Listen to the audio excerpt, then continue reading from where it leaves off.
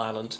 So I want to comment on what President Vladimirovich Putin said on Thursday, in which he likened himself to Tsar Peter the Great, who ruled the end of the 17th century into the early 18th century. Peter the Great founded St. Petersburg, the city in which Putin was born, of course, named after himself. All right, Saint Peter, but really, why did he choose that saint than any others? Because that Tsar's name was Peter. Well, it tells you a lot about Putin's ambitions. He is an expansionist, about his delusions of grandeur and so on, and also how he fails to measure up to Peter the Great in every way. And Peter the Great, who was a bloodthirsty tyrant, of course, and also a modernizer.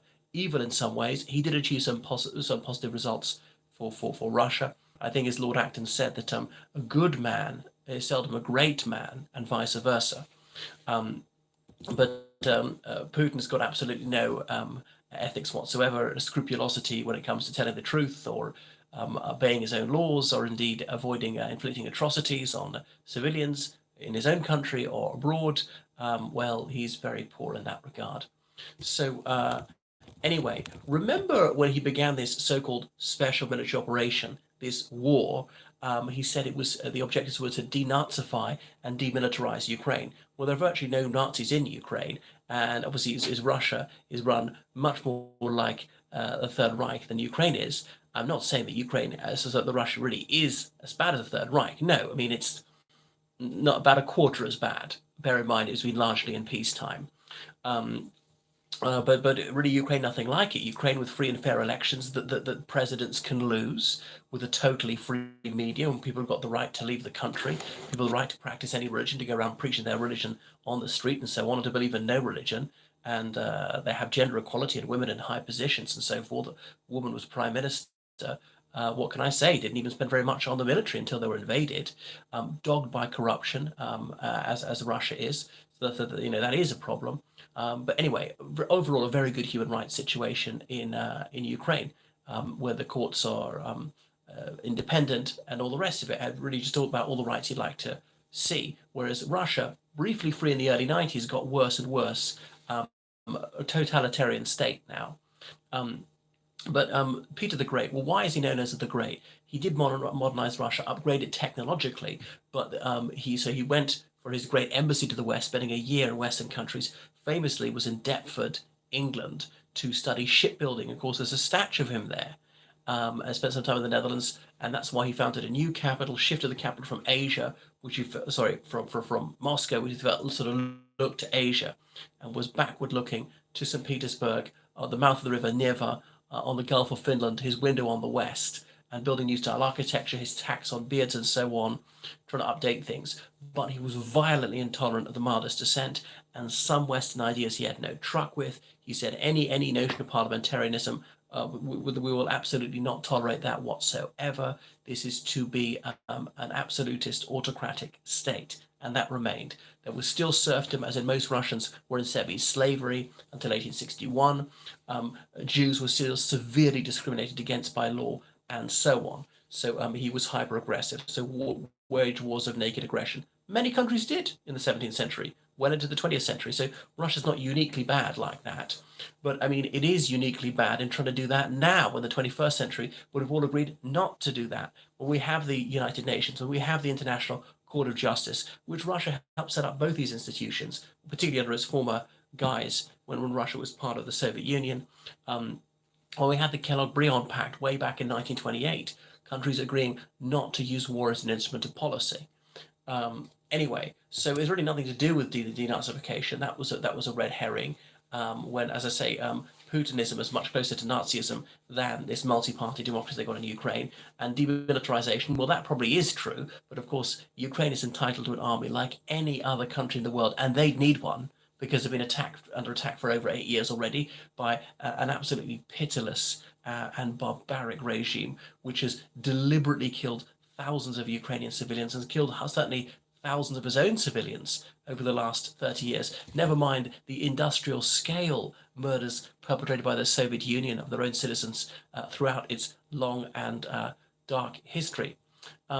Anyway, so it's a land grab. That's it. That's what he's fighting there, and he's saying, well, we seized this land when St. Petersburg is built, and everybody thought it was Swedish, but really it was Russian, and Slavic people had lived there from ancient times. But Slavs aren't the same as Russians. Most Slavs are not Russians, as well as Finno-Ugric peoples. Is what he said about the site what's now St. Petersburg. I mean, I don't know the truth of that, and St. Petersburg was built by slave labor largely, many of whom died in the process, just worked to death.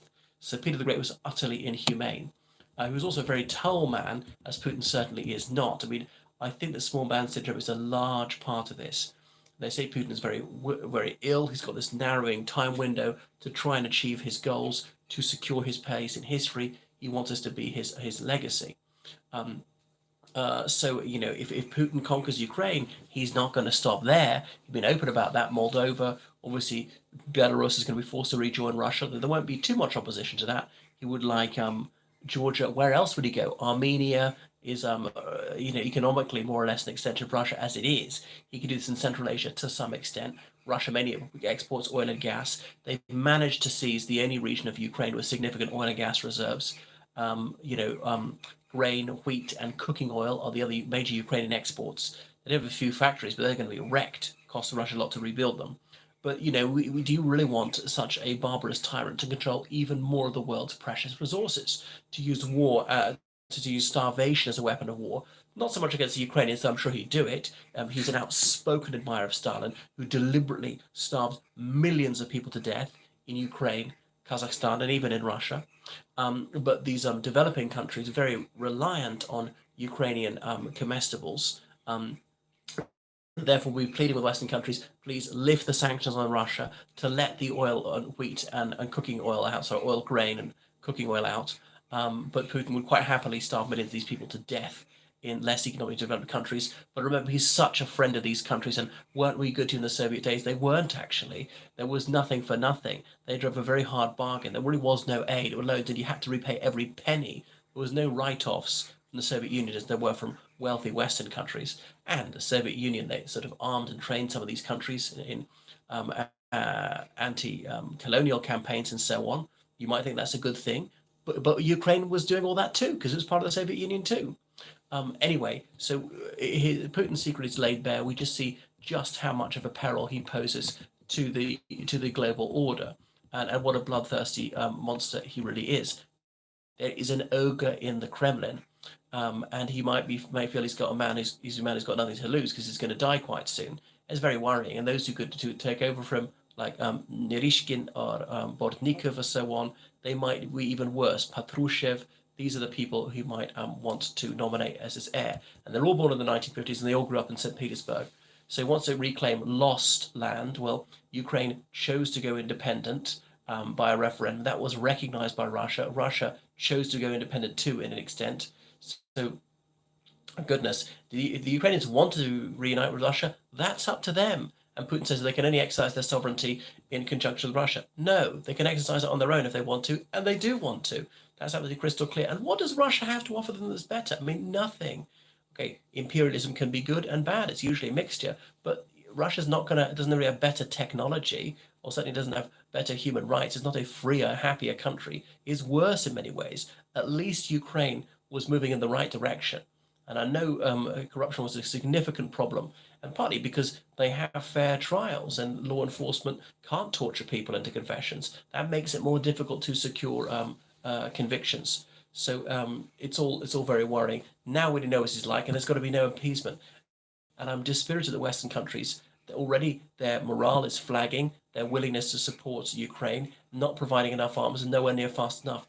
Had Western countries properly armed Ukraine at the beginning, this war might not have happened, might have been a sufficient deterrent.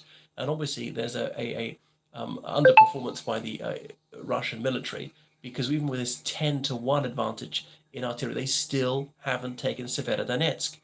I do read all the stuff about these Russian conscripts who are malnourished and not being supplied with rations, but I think, why aren't more of them deserting? Why aren't more of them surrendering? So I'm a little bit skeptical that might be pro-Ukrainian propaganda making Russia's situation out to be worse than it really is. There's no doubt that, I mean, they do have logistical problems, not as severe as they used to, and that Ukraine is sustaining significant casualties. So I'm just a bit worried that these HIMARS and so on are not coming fast enough, and nowhere in near in sufficient quantities.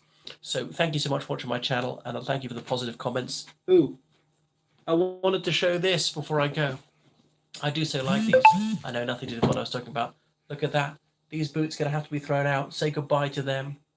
They're quite good for fairly cold weather. You know, they're semi-waterproof. You give them a good polish. But they got that hole. 60 quid to resell them. Yeah. So here's the other one. There you go. Well, I like these ankle boots. Slightly too big for me. I had to wear them with big socks. A pity they've got to be chuck big. But £60 cheaper to get a new pair of footwear. All right. Goodbye.